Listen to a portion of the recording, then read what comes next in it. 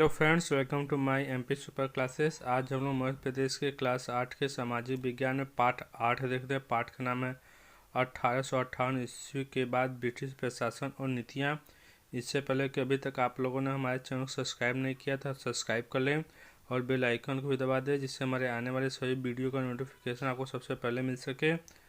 और हाँ, अगर अभी तक आप लोगों ने 7वां पाठ नहीं देखा है तो ऊपर आई बटन में लिंक दे दिए हैं, आप लोग वहां जाकर देख सकते हैं। पाठ के अंत में इन बटन में उसका लिंक दे देंगे, आप लोग उस पर भी क्लिक करके देख सकते हैं। आइए हम लोग 8वां पाठ देख लेते हैं। पहले मैं बता चुका, पाठ का नाम है 1858 ईस्वी के बाद ब्रिटिश प्रशासन और नीतियाँ। इसमें हम लोग आइए जाने में देखेंगे प्रथम स्वतंत्रता संग्राम के पश्चात ब्रिटिश सरकार द्वारा भारत में क्या क्या प्रशासनिक परिवर्तन किए गए। हम लोग दूसरा में देखेंगे सेना का गठन कैसे किया गया। हम लोग आगे देखेंगे 1858 से 1947 ईस्वी तक ब्रिटिश आर्थिक नीतियाँ क्या थी। हम लोग आगे देखेंगे भारत में ब्रिटिश शिक्षा नीति का स्वरूप किस प्रकार का था। हम लोग आगे जानेंगे ब्रिटिश प्रशासनिक नीति में परिवर्तन से भारतीयों को क्या क्या लाभ मिला। आइए हम लोग देख लेते हैं डिटेल में।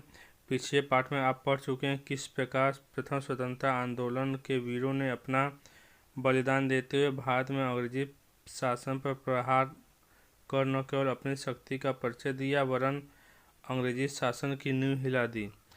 यद्यपि अंग्रेजों द्वारा स्वतंत्रता संग्राम के रणबांकुरों का कठोरतापूर्वक दमन कर दिया गया, किंतु इस घटना ने इंग्लैंड की सरकार को झकझोर कर रख दिया। हम लोग आगे देखते हैं। प्यारे बच्चों, इसमें कह रहा है कि हम लोग पिछले पाठ में पढ़ चुके हैं किस तरह हमारे स्वतंत्रता सेनानियों ने अंग्रेजों का जो है कि विरोध किया शासन का, जिसके कारण जो कि अंग्रेजी सरकार का नींव हिल गया और ब्रिटिश सरकार जो इंग्लैंड में बैठी हुई थी उनको सोचने के लिए मजबूर कर दिया।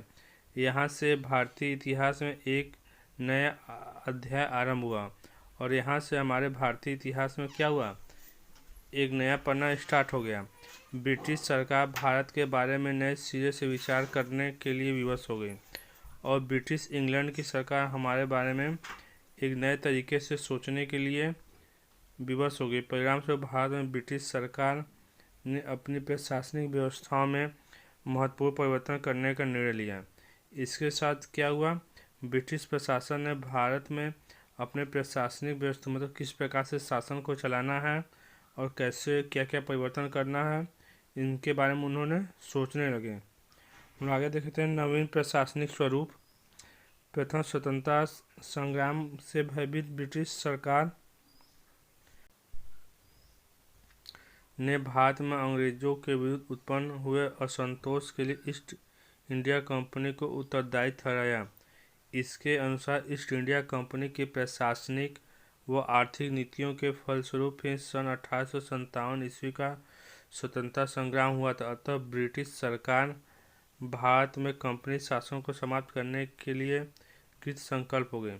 प्यारे बच्चों, जो नई प्रशासनिक स्वरूप में जो कि 1857 का हमारा जो क्रांति हुआ, इस क्रांति का जो है कि ब्रिटिश सरकार ने माना कि ईस्ट इंडिया कंपनी के गलत नीतियों के कारण ही जो कि भारत में क्या हुआ, 1857 का विद्रोह हुआ। अतः ब्रिटिश सरकार ने ईस्ट इंडिया कंपनी के शासन को समाप्त करने के लिए कई प्रकार के निर्णय लिए। हम देख लेते हैं 1858 का अधिनियम। 1858 ईस्वी का अधिनियम ब्रिटिश सरकार ने अपनी प्रशासनिक नीतियों में परिवर्तन को सोच को क्रियान्वित करते हुए प्रथम 1858 ईस्वी में एक अधिनियम पारित किया, जिसे 1858 ईस्वी का अधिनियम कहा गया। इस अधिनियम द्वारा निम्नलिखित कार्य किए गए। जो 1857 का हमारा क्रांति हुआ, उसके बाद जो ब्रिटिश प्रशासन 1858 में एक अधिनियम पारित किया, जिसे क्या कहा गया, 1858 का अधिनियम कहा। इस अधिनियम में कई कानून लाए गए। इसमें पहला हम लोग देख लेते हैं, भारत में ईस्ट इंडिया कंपनी के प्रशासन को समाप्त कर दिया गया, क्योंकि वे मानते थे कि भारत में जो 1857 का विद्रोह हुआ वो किसके कारण हुआ, ईस्ट इंडिया कंपनी की गलत नीतियों के कारण हुआ। इसके फलस्वरूप उन्होंने क्या किया, भारत में ईस्ट इंडिया कंपनी के प्रशासन को समाप्त कर दिया।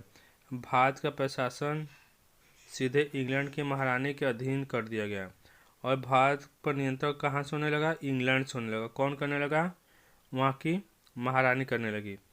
वायसराय को इंग्लैंड, भारत में इंग्लैंड की महारानी का प्रतिनिधित्व बनाया गया। देखिए, वो यहाँ के वायसराय और ब्रिटेन की महारानी दोनों के बीच के कड़ी का कार्य कौन करता था? वायसराय करता था। हम लोग आगे देख लेते हैं। भारतीय प्रशासन पर नियंत्रण स्थापित करने के लिए इंग्लैंड में भारत सचिव और उसकी परिषद का निर्माण किया गया। देखिए, भारतीय प्रशासन को चलाने के लिए कई प्रकार के प्रशासनिक पदाधिकारियों की नियुक्ति की जाती है, रहता है। इसी के क्रम उन्होंने इंग्लैंड में भारत सचिव और उसकी परिषद का निर्माण किया गया। आगे भारत सचिव को भारत की प्रशासनिक व्यवस्था का उत्तरदायित्व सौंपा गया। भारत प्रशासनिक व्यवस्था का दायित्व किसको सौंपा गया? भारत सचिव को। हम लोग देख लेते हैं इंग्लैंड की महारानी की घोषणा आगे। ईस्ट इंडिया कंपनी के अंतिम गवर्नर जनरल लॉर्ड कैनिंग को भारत का प्रथम वायसराय बनाया गया। देखिए, भारत का प्रथम वायसराय किसे बनाया गया? लॉर्ड कैनिंग को। इसी समय इंग्लैंड की महारानी ने घोषणा जारी की, जिसमें भारत के कैनिंग ने इलाहाबाद में एक दरबार में पढ़कर सुनाया। अपनी घोषणा में महारानी ने किया।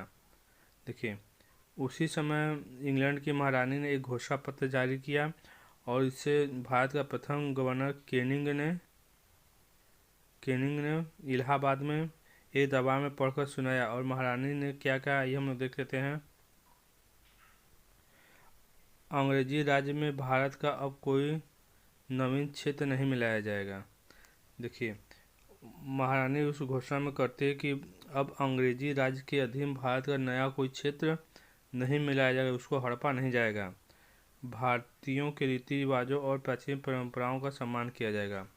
और उन्होंने दूसरा कहा उस घोषणा पत्र में, भारतीयों के जो भी अपना रीति रिवाज धर्म कर्म है उनका क्या किया जाएगा? सम्मान किया जाएगा। पहले क्या किया, उनका अनादर किया जाता था। आगे घोषणा में क्या कहा गया? न्याय में समानता, उदारता एवं धार्मिक सहिष्णुता का पालन किया जाएगा। और मतलब सभी को समान न्याय मिलेगा, कोई किसी के विरुद्ध कोई गलत काम नहीं करेगा, ऊंच नीच का भावना नहीं रहेगा। हम लोग आगे देखते हैं। भारत के राजाओं के सम्मान एवं अधिकारों का हनन नहीं किया जाएगा, उनके अधिकार सुरक्षित रहेंगे। ब्रिटिश प्रशासन द्वारा जो भारत के राजाओं को अधिकार दिया गया था उनका क्या किया जाएगा? भविष्य में कभी हनन नहीं किया जाएगा, उनके अधिकारों को सुरक्षित रखेंगे। आगे उन्होंने घोषणा में कहा, प्रशासनिक सेवाओं में जाति और धर्म के नाम पर भेदभाव नहीं किया जाएगा। प्रशासनिक सेवा में जितनी भी नियुक्ति होंगी उसमें जो कि जाति और धर्म के आधार पर कोई भी भेदभाव नहीं होगा। भारत के लोगों के लिए सैनिक, नैतिक और भौतिक उन्नति के उपाय किए जाएंगे। भारत के लोगों के उत्थान के लिए कई प्रकार के उपाय किए जाएंगे। भारतीय प्रजा को ब्रिटिश प्रजा के समान ही माना जाएगा। और महारानी घोषणा में कही है कि भारतीय प्रजा को ब्रिटिश प्रजा के समान ही, जैसे वहाँ के जनता को माना जाता है तैसे यहाँ की भी जनता को माना जाएगा। इंग्लैंड की महारानी की इस घोषणा का भारत में स्वागत किया गया। जो महारानी ने इंग्लैंड की घोषणा किया था उसका भारत में क्या किया गया? स्वागत किया गया, क्योंकि सभी पहलू अच्छे थे। शिक्षित वर्ग ने इसकी मुक्त कंठ से प्रशंसा की, किंतु इस घोषणा में किए गए वादे मात्र छलावा सिद्ध हुए। मतलब जो पढ़ा लिखा वर्ग था इनका कहा कि उन्होंने स्वागत किया, लेकिन जो भी ये घोषणा किया गया था मात्र क्या था? धोखा देने के लिए था। वास्तव में ब्रिटिश सरकार द्वारा भारतीयों के हित में कोई निर्णय नहीं लिया गया। और रिजल्ट क्या है? ब्रिटिश प्रशासन द्वारा भारत के हित में कोई भी निर्णय नहीं लिया गया। ब्रिटिश सरकार के लिए इंग्लैंड के हितों सर्वोपरि थे। और ब्रिटिश सरकार का मेन उद्देश्य क्या था? जो इंग्लैंड के लिए सर्वोपरि हो वही काम किए जाए। भारत के हित महत्वहीन थे और भारत का कोई महत्व नहीं देता। तो क्या हो रहा है भारत के साथ, इससे कुछ लेना देना नहीं था। हम लोग आगे देख लेते हैं। इंग्लैंड से भारतीय प्रशासन का नियंत्रण। इस समय तक ब्रिटिश प्रशासन का विस्तार विश्व के अन्य देशों में होने लगा। जब भारत में पूरा प्रशासन नियंत्रण कर लिया तो उसमें वो क्या करने लगे? दूसरे देशों में भी, विश्व के दूसरे देशों में भी अपना अधिकार करने लगे। इंग्लैंड के आर्थिक हित के लिए भारत और भारतीय संसाधनों का अत्यधिक उपयोग किया जाने लगा। देखिए, जब वो दूसरे देशों पर आक्रमण करने लगे तो उसके खर्चा के लिए वो क्या करते थे, भारतीय संसाधनों और भारत के लिए अधिक दोहन करने लगते थे। भारतीय संसाधनों से इंग्लैंड दूसरे देशों के युद्धों को खर्च का वहन करता था। अब भारतीय संसाधनों का उपयोग करके वो क्या करता, दूसरे देशों में जो खर्च आ रहा है उसका यहाँ से पूरा करता था, वहन करता था। इसलिए भारत की संपूर्ण प्रशासनिक व्यवस्था का नियंत्रण इंग्लैंड से किया जाने लगा। इसके लिए भारतीय प्रशासनों का पूरा नियंत्रण कहाँ से किया जाने लगा, इंग्लैंड के महारानी द्वारा किया जाने लगा। हम लोग आगे देखते हैं, भारत सचिव एवं सचिवालय देख लेते हैं। 1858 ईस्वी के अधिनियम के अंतर्गत भारत सचिव के पद का निर्माण किया गया तथा उसे भारत सरकार की पूर्ण जिम्मेवारी सौंपी गई। देखिए, 1858 में जो कि जिस अधिनियम के अंतर्गत भारत में सचिव पद का निर्माण किया गया, और सचिव पद ही क्या करता था, पूरा प्रशासनिक नियंत्रण करता था। वह इंग्लैंड में रहकर भारतीय प्रशासन का पूर्ण ध्यान रखता था। वह रहता कहाँ था, इंग्लैंड में रहकर भारत प्रशासन पर पूरा अच्छी तरह से देख रेख करता था तथा इंग्लैंड की संसद के प्रति उत्तरदायी था। वो किसके प्रति उत्तरदायी थे, इंग्लैंड के संसद के प्रति उसकी जिम्मेवारी थी। उसकी सहायता के लिए 15 सदस्यों की एक परिषद बनाई गई थी। इंग्लैंड में इस कार्यालय को भारत सचिवालय कहा गया और भारत में प्रशासनिक व्यवस्था के लिए उसके लिए 15 सदस्यों टीम का चयन किया गया, जिसे भारत का सचिवालय कहा जाने लगा इंग्लैंड में। इसे इंडिया ऑफिस भी कहा जाता था। इसे क्या कहा जाता था, इंडिया ऑफिस भी कहा जाता था। और इसके खर्चा के लिए जो भी कर्मचारी रखे गए उसका वेतन आदि कहाँ से वसूल करता था, वहन करता था, ये लोग भारत से ही वहन करते थे। हम लोग आगे देखते हैं, भारत सरकार वायसराय एवं उसकी परिषद 1858 में जो है कि भारत सरकार वायसराय एवं उसकी परिषद देख लेते हैं। 1858 ईस्वी के अधिनियम के द्वारा भारत के प्रशासन में किए गए परिवर्तनों में अब गवर्नर जनरल वायसराय के नाम से इंग्लैंड के राजा के प्रतिनिधि के रूप में नियुक्त किया गया। वहीं वायसराय को जो है कि प्रथम नियुक्त किया किसे, लॉर्ड कैनिंग को। भारत में वायसराय सर्वोच्च प्रशासनिक अधिकारी होता था। और भारत में सर्वोच्च प्रशासनिक अधिकारी कौन होता था, वायसराय सर्वोच्च प्राथमिक प्रशासनिक अधिकारी होता था। वायसराय की सहायता के लिए 4 सदस्यों की एक परिषद बनाई गई थी। और वायसराय की जो है कि सहायता के लिए 4 सदस्यीय एक परिषद की टीम बनाई गई थी। इसे कार्यकारी परिषद कहा जाता था। इसे क्या कहा जाता था, कार्यकारी परिषद कहा जाता था। उधर कितना टीम था, 15 टीम था। यहाँ कितना टीम है, 4 टीम बनाया गया था। आइए हम लोग आगे देख लेते हैं। 1861 में भारत परिषद अधिनियम के द्वारा गवर्नर जनरल की कार्यकारी परिषद में न्यूनतम 6 सदस्य तथा अधिकतम 12 अतिरिक्त सदस्यों की नियुक्त करने की व्यवस्था की थी गई। बाद में पुनः सदस्यों की संख्या में वृद्धि की गई। प्रांतों में विधान परिषदें स्थापित की गई। बंगाल, बम्बई एवं मद्रास के बाद अन्य प्रांतों में भी विधान परिषदों का गठन किया गया। विधान परिषद प्रांतीय प्रशासन के लिए उत्तरदायी थी, किंतु कोई भी कानून बनाने से पूर्व उन्हें गवर्नर जनरल की अनुमति लेना अनिवार्य था। प्रांतों में गवर्नर का सर्वोच्च अधिकारी माना जाता था। प्रांत में सर्वोच्च अधिकारी किसे माना जाता था, गवर्नर को ही सर्वोच्च प्रशासनिक अधिकारी माना जाता था। ये परिषदें कोई भी कानून बना सकती थी, लेकिन अंतिम रूप से जो कि निर्णय कौन लेता था, गवर्नर ही लेता था। उन्हें कोई भी कानून बनाने से पहले गवर्नर की अनुमति लेना आवश्यक था। 1865 के अधिनियम के द्वारा गवर्नर जनरल के वित्तीय अधिकारों में वृद्धि की गई और 1865 में अधिनियम आया जिसमें गवर्नर के वित्तीय अधिकारों में क्या किया गया, बढ़ा दिया गया। उससे विधान परिषदों तथा प्रांतों की सीमाएं निश्चित करने या परिवर्तन करने का अधिकार मिल गया। और जो उसके अधिकार में वृद्धि वो क्या थी, विधान परिषदों और प्रांतों की सीमाओं में परिवर्तन करने का अधिकार हो गया था। 1869 ईस्वी में गवर्नर जनरल को विदेश में रहने वाले भारतीयों के संबंध में कानून बनाने का अधिकार दिया गया। और 1869 में जो परिवर्तन हुआ उसके अंतर्गत विदेश में जो भारतीय रह रहे हैं उनके संबंध में भी कानून बनाने को उन्हें क्या मिल गया, अधिकार मिल गया। 1876 में शाही उपाधि अधिनियम पारित कर 28 अप्रैल 1876 को इंग्लैंड की महारानी को भारत का साम्राज्य घोषित किया गया। 1876 में इंग्लैंड की महारानी को भारत क्या घोषित किया, साम्राज्य घोषित किया गया। आगे देख लेते हैं। 1852 ईस्वी में भारतीय परिषद अधिनियम पारित कर परिषदों को अधिकतम अतिरिक्त 16 सदस्यों की नियुक्ति की व्यवस्था की गई। आगे चलकर 1909, 1919 तथा 1935 में पारित भारत सरकार अधिनियम में विधान पार्षदों के सदस्यों की संख्या में पुनः वृद्धि की गई, किंतु वास्तविक शक्ति वायसराय के ही पास रही। हम लोग आगे देख लेते हैं। आगे हम लोग सेना का पुनर्गठन देख लेते हैं। 1857 के स्वतंत्रता संग्राम में भारतीय सैनिकों ने अंग्रेजी शासन की नींव हिला दी थी, जो अंग्रेजों की कल्पना से परे थी। भारत में पुनः सैनिक अंग्रेजों के विरुद्ध शस्त्र न उठा सके, इसलिए सेना के पुनर्गठन की ओर विशेष ध्यान दिया गया। भारतीय सेना को संगठित एवं सुदृढ़ किया गया।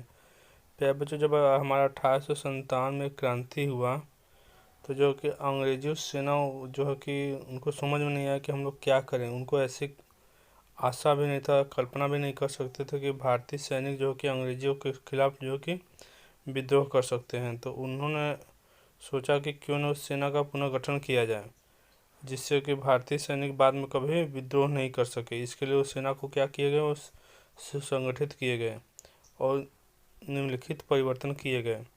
पहला इसमें परिवर्तन किया गया, ईस्ट इंडिया कंपनी की यूरोपीय सेना को अंग्रेजी सेना में मिला लिया गया।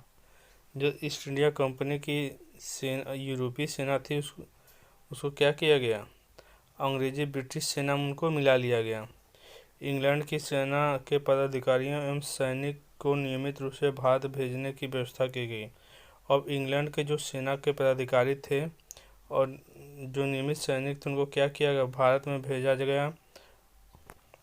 आगे हम देखिए, सेना में भारतीय सैनिकों की संख्या घटा दी गई तथा यूरोपीय सैनिकों की संख्या में वृद्धि कर दी गई।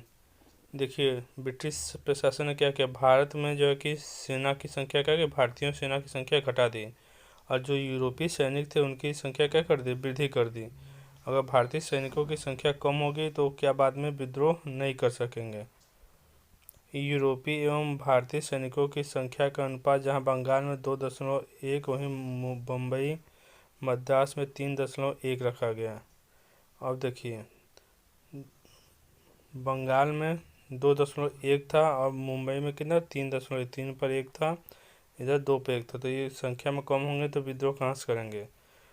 आगे देखो, सेना में जातिवाद के आधार पर नियुक्तियां आरंभ कर दी गई। और सेना में नियुक्ति किस प्रकार से होती है, जाति को देखकर नियुक्तियां किया जाने लगा। सैनिकों में प्रांतीय निष्ठा की भावना भड़काकर पंजाब, गढ़वाल, कुमायूं, सिख, राजपूत एवं मराठा जैसे रेजिमेंट का गठन किया गया ताकि सैनिकों में राष्ट्रीय भावना जागृत न हो सके।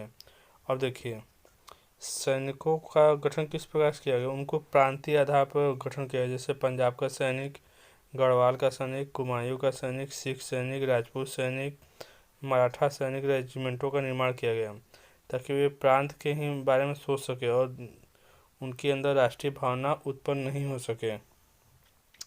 केंद्रीय तथा प्रांतीय सरकारों की कुल आय का लगभग 30 भाग सेना पर व्यय किया जाने लगा। और देखिए, केंद्र तथा प्रांतीय आय का कुल भाग का लगभग 30% किस पर व्यय किया जाने लगा, हमारी सेना पर खर्च होने लगा। भारतीयों को लड़ाकू एवं गैर लड़ाकू जैसे 2 वर्गों में बांट दिया गया। भारतीयों को क्या किया गया, लड़ाकू और गैर लड़ाकू 2 प्रकार के वर्गों में हमारा विभक्त कर दिया गया। हम लोग आगे देखें, प्रशासनिक विभाजन।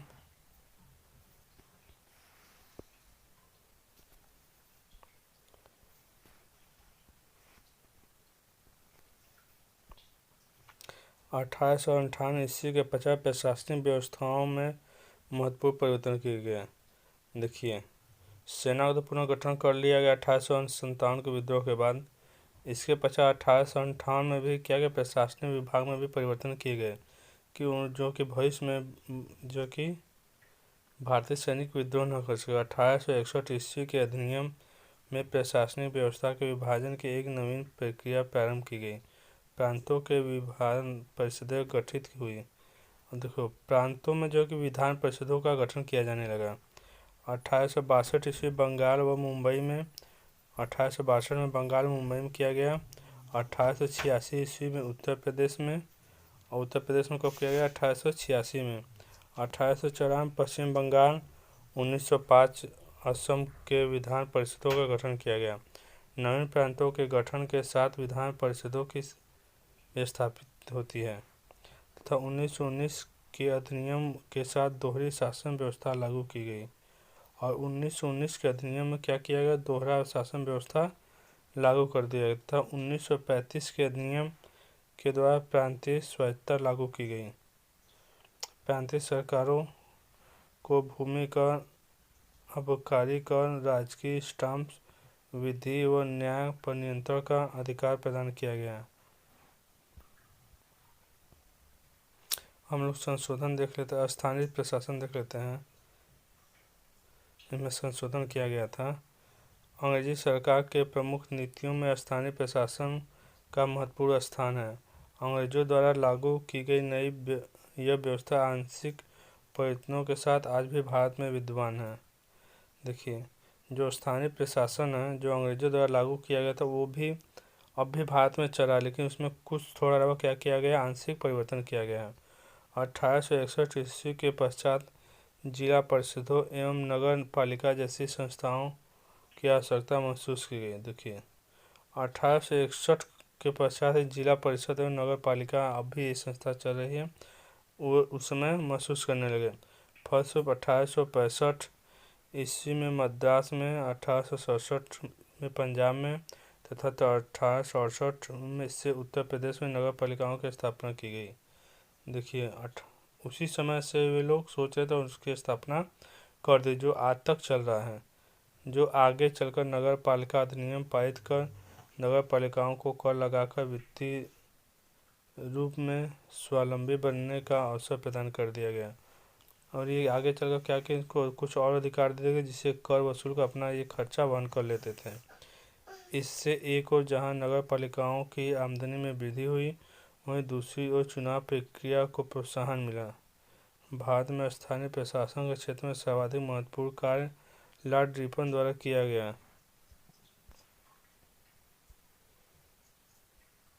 हम आगे देख लेते हैं आर्थिक नीतियाँ।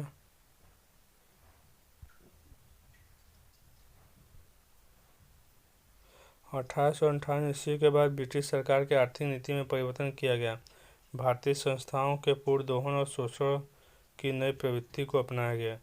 देखिए, 1857 के क्रांति के बाद 1858 में जो कि आर्थिक नीति में परिवर्तन किया गया। जिस प्रकार से पहले वो दोहन करते थे उसका स्वरूप क्या कर दिया गया, बदल दिया गया।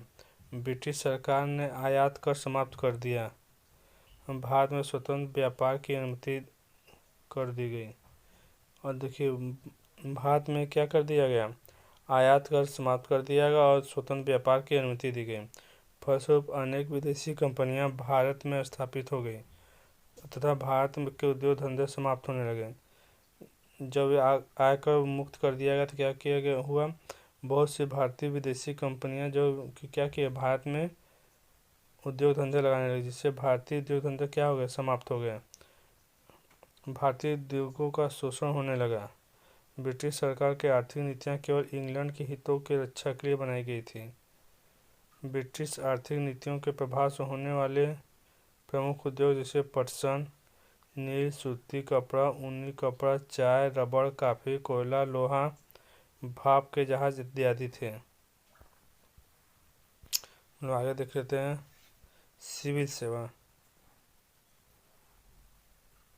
प्रशासन में सिविल सेवा का महत्वपूर्ण स्थान था। सिविल सेवा के माध्यम से नियुक्तियां अधिकारियों को उच्च सरकारी पद प्रदान किए गए। सिविल सेवा में क्या किया गया, जो नियुक्त करते थे उनको क्या किया गया, उच्च सेवा पद दिया गया। यद्यपि 1853 में सिविल सेवा की परीक्षा में भाग लेने वालों की अनुमति भारतीयों को मिल गई थी, और 1853 में सिविल सेवा में भाग लेने के लिए क्या था, भारतीयों को अनुमति मिल गया थी। इससे पहले भारतीय जो कि उसमें बैठ नहीं सकते थे, किंतु वास्तव में भारतीय इस परीक्षा में भाग नहीं ले पाते थे, क्योंकि यह परीक्षा केवल इंग्लैंड में एवं अंग्रेजी भाषा में होती थी। देखिए, कानूनी तौर पर तो मिल गया, लेकिन वो उसमें भारतीय लोग भाग नहीं ले पाते थे, क्योंकि वो परीक्षा पहले तो कहाँ होती थी, इंग्लैंड में होती थी, और दूसरा का किस भाषा में होती थी, केवल अंग्रेजी में होती थी। तथा 1853 में जहाँ परीक्षा में बैठने की उम्र 23 वर्ष थी, वहीं 1860 में 21 वर्ष तथा 1876 में 19 वर्ष कर दी गई। और देखिए, जैसे जैसे समय बढ़ता गया ये सब क्या कि उम्र घटाने लगे। इससे भारतीयों के सिविल सेवा में भाग लेने के सभी रास्ते लगभग बंद हो गए। जब उम्र घटने लगा तो भारतीय सेवा जो है कि भारतीय लोग सिविल सेवा में भाग नहीं ले पाते थे। केवल यूरोपीय ही सिविल सेवा के माध्यम से सरकारी विभागों के में नियुक्त किए जाते थे, और यूरोपीय ही केवल भारत में सिविल सेवा में नियुक्त किए जाते थे। और हम देख लेते हैं ब्रिटिश शिक्षा। आरंभ में भारत में ब्रिटिश शिक्षा नीति का उद्देश्य भारतीय को मानसिक रूप से गुलाम बनाना था। आरंभ में क्या, हमेशा उनका मेन उद्देश्य था कि यहाँ आकर क्या करे, भारत का शोषण करे और अधिक से अधिक आर्थिक लाभ पाए। 18वीं शताब्दी के आरंभ में ही अंग्रेजी शिक्षा की पहल शुरू हो चुकी थी। देखिए, भारत में अंग्रेजी शिक्षा का प्रारंभ कब किया शुरू हुआ, 1858 शताब्दी में। 1820 तक भारत में अनेक मिशनरियाँ स्थापित हो चुकी थी जो अंग्रेजी शिक्षा देने का कार्य कर रही थी, और 1820 ईस्वी में अनेक संस्थाएं जो कि यहाँ स्थापित हो चुकी थी जो भारतीयों को अंग्रेजी शिक्षा देती थी, किंतु इसके पीछे उनका उद्देश्य केवल भारतीय के हित नहीं वरन अधिक से अधिक लोगों में ईसाई धर्म का प्रचार करना था। देखिए, वो अंग्रेजी शिक्षा इसलिए देते थे क्योंकि वे नहीं चाहते थे कि भारतीयों का ज़्यादा हित हो, वे चाहते थे कि जो ईसाई धर्म है वे भारतीयों के अंदर पहुँचे, उनका प्रसार करना उनका मुख्य उद्देश्य है। तथा 1854 ईस्वी में वुड प्रस्ताव में अंग्रेजी शिक्षा के साथ साथ भारतीय भाषाओं के अध्ययन का भी सुझाव दिया गया था। तथा 1854 ईस्वी में एक वुड प्रस्तावक थे, उन्होंने क्या किया, कहा कि अंग्रेजी शिक्षा मतलब अंग्रेजी भाषा के साथ साथ कुछ भारतीय भाषा में क्या किया गया, शिक्षा दिया जाए। इसी प्रस्ताव में अध्यापकों के प्रशिक्षण का सुझाव भी था। पहली बार धार्मिक तटस्थता के सिद्धांत पर शिक्षा संस्थाओं में अनुदान देने एवं छात्रवृत्ति का प्रस्ताव रखा गया। 1882 में लॉर्ड रिपन ने वुड के प्रस्ताव को क्रियान्वित करने के लिए हंटर आयोग का गठन किया गया। इसमें प्राइमरी शिक्षा को प्रोत्साहन किया गया तथा विद्यार्थियों को मानसिक एवं शारीरिक शिक्षा पर बल दिया गया। देखिए, 1882 ईस्वी में जो लॉर्ड रिपन ने जो कि वुड के प्रस्ताव को क्या किया गया, क्रियान्वित के लिए सोचे और क्या किया, हंटर आयोग का गठन कर दिया कि किस प्रकार से लागू किया जाए। तथा 1904 ईस्वी में विश्वविद्यालय अधिनियम पारित कर विश्वविद्यालय की संबद्धता एवं विद्यार्थियों की शिक्षा के अनुसार अध्यापकों की नियुक्ति की व्यवस्था की गई। तथा 1919 में अधिनियम में शिक्षा विभाग की जिम्मेदारी प्रांतीय विधान मंडलों को सौंप दी गई। तथा 1919 में जो कि अधिनियम द्वारा शिक्षा विभाग की जिम्मेदारी किसको कर दिया गया, प्रांतीय विधान मंडलों को सौंप दिया गया। हम लोग आगे देखते हैं भारतीय राजाओं से संबंध।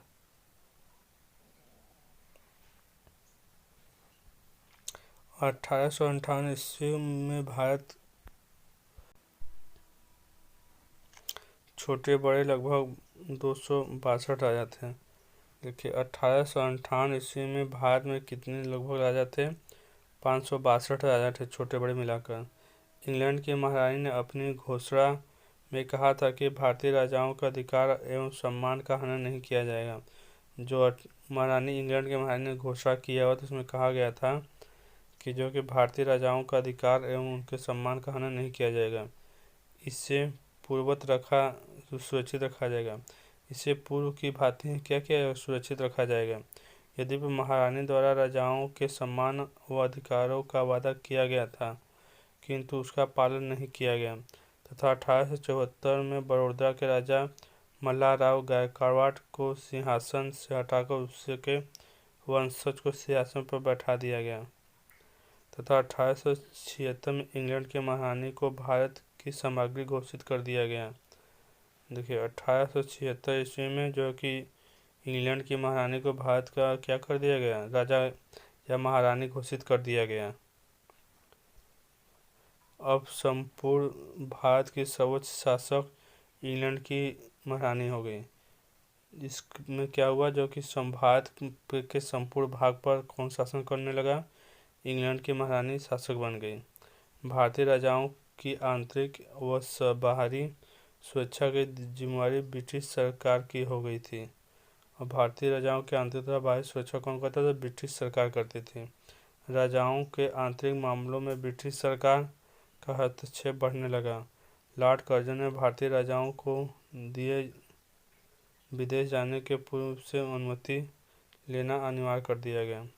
देखिए लॉर्ड कर्जन ने क्या किया, भारतीय राजाओं को अगर विदेश में जाना है तो उनसे अनुमति लेकर ही जाना होगा।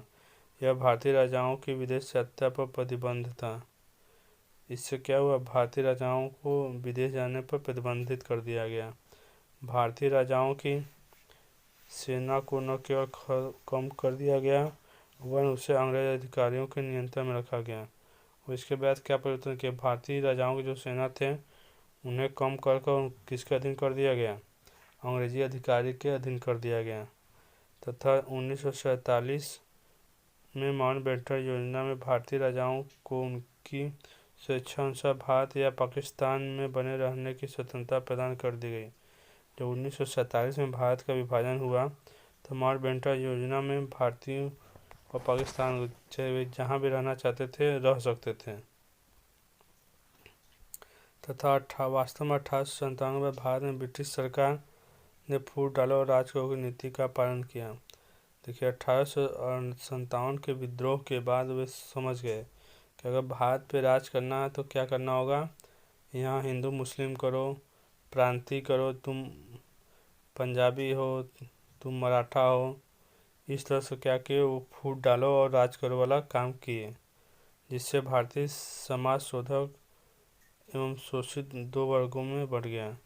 इसके कारण क्या हुआ, भारत समाज दो वर्गों में बढ़ गया, एक शोषण जो करता था, दूसरा जो शोषित होता था, जिस पर अत्याचार होता था। देश में धार्मिक कट्टरता, सांप्रदायिकता एवं जातिवाद के समीकरण बन चुके थे। इससे क्या हुआ, देश में सांप्रदायिकता हिंदू मुस्लिम बन चुका था, कट्टरता हो गया था, जातिवाद का समीकरण भी बन चुका था, भारतीय संप्रदायों का पूर्ण दोहन किया जा चुका था। और भारत के जितने भी संप्रदाय थे उनका क्या किया, पूर्ण दोहन कर दिया जो किया जा चुका था। आवश्यकता थी नवीन एवं स्वतंत्र भारत के सुनियोजित एवं आर्थिक विकास हेतु सुसंगठन की, जिससे 15 अगस्त 1947 को भारत के स्वतंत्र होने के साथ क्रियान्वयन करने का प्रारंभ कर दी गई।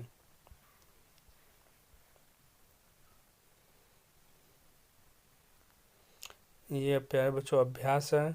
अभ्यास में आप लोगों को दूसरे जो कि वीडियो में बना दूंगा, क्योंकि ये वीडियो बहुत बड़ा हो जाएगा।